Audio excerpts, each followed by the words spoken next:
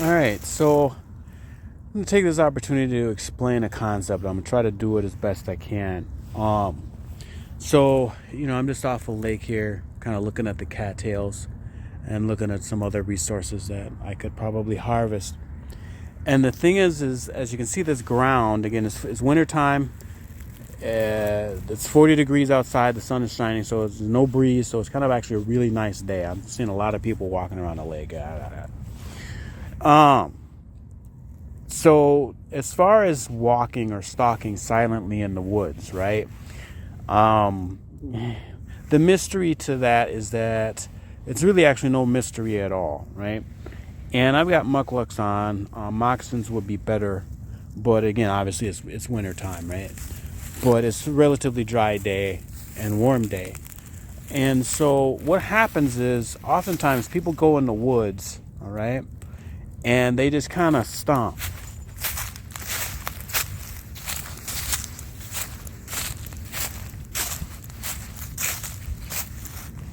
Okay? Now, the problem with that, and again, if any of you are familiar with the science fiction, the movie Dune, walking like that across the sand actually drives the pounding on the sand on the planet Dune, draws these big giant worms they're huge. They'll just engulf you, right? So you kind of have to walk kind of in a stutter step or a unrhythmic step, right? So, it'd be something like this, right?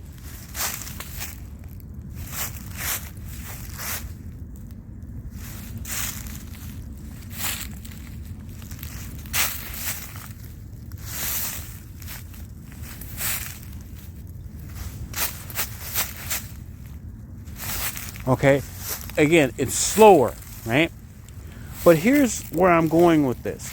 Okay, anecdotally speaking, I was practicing this at my sit spot, and I'm more about that later. It's good to have a sitting spot in nature, even if you live in the country or in the city or in the country, where you just sit and be quiet.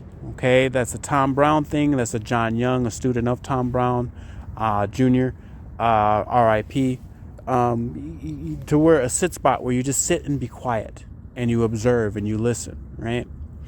And if you notice chipmunks, if you notice squirrels, if you notice ground foraging birds, those types of animals, they don't march through the woods, okay? They're foraging. So it kind of sounds like, smaller animals foraging, you kind of want to mimic their sound.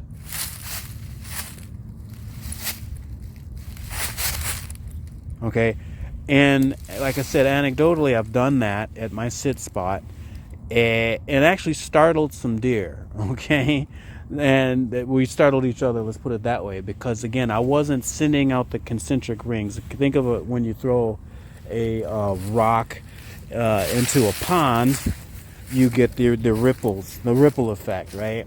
And when that happens, you're sending out rings to other animals in nature that tells other animals and other animals. And so that's why people that are just marching through the wild spaces, they say that they never see animals. Well, the thing is you're not quieting down your spirit, and you're not the symphony. There's a music, there's a sound, there's a rhythm, there's a pace in the natural environment that the animals are attuned to. And when you come in, when you're playing a particular melodic symphony, and then all of a sudden somebody with the cymbals is going crash, crash, crash, crash. I mean, as a human being, you're like, wait, what are you doing? What is this?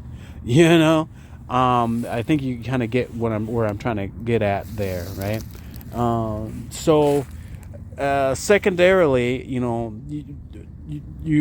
when you're walking, we as human beings tend to walk heel toe, okay?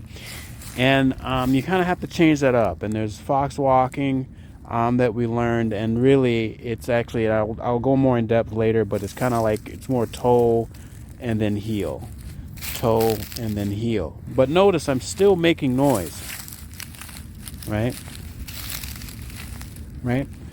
you're not going to not make noise, especially in conditions with dry grasses. I'm sorry. The whole point, though, however, is to get your feet underneath, and it's kind of hard for me to do this because I'm filming this one-handed, and you do need to have your balance. But the idea is to get your feet just like that underneath the debris. You get your feet underneath the debris, and then you set onto your heel. Again, more on this later when I can actually set my tripod up and I don't have my other phone making noise. Again, these are just little tidbits of I've learned as far as walking through the woods, stalking, and tracking through the woods. And you'll find if you practice these and you're paying attention, you'll have more experience with and encounters with different creatures in the woods. The main thing is you got to get past the birds. The birds are the tattletales. They see you before you see them, and they're the ones that alert the field mouse, that alerts the chipmunk, that alerts the rabbit, and that alerts the deer, so on and so forth. That's like a concentric ring. So if you can get past the birds, and again, that's another concept and another techniques to work with, then you have better encounters. And again, that's why it's important to have a sit spot. More on that later. Again, this is more kind of, it starts to bridge the line into hardcore bushcraft, let me chip stone, make spear, kill animal type of romantic, sexy sort of bushcrafty primitive skills thing, to actually, well, how do you get close enough to the animal to use your spear? I mean, how did you do that? Any good hunter knows what I'm talking about.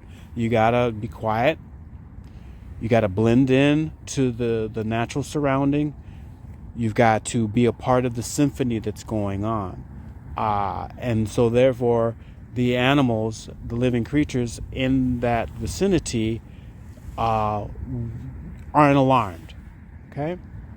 So hopefully stay tuned for more on that, these little tidbits like that, and have a good day. Again, like, share, and subscribe, and put a little something in the tip jar if you like.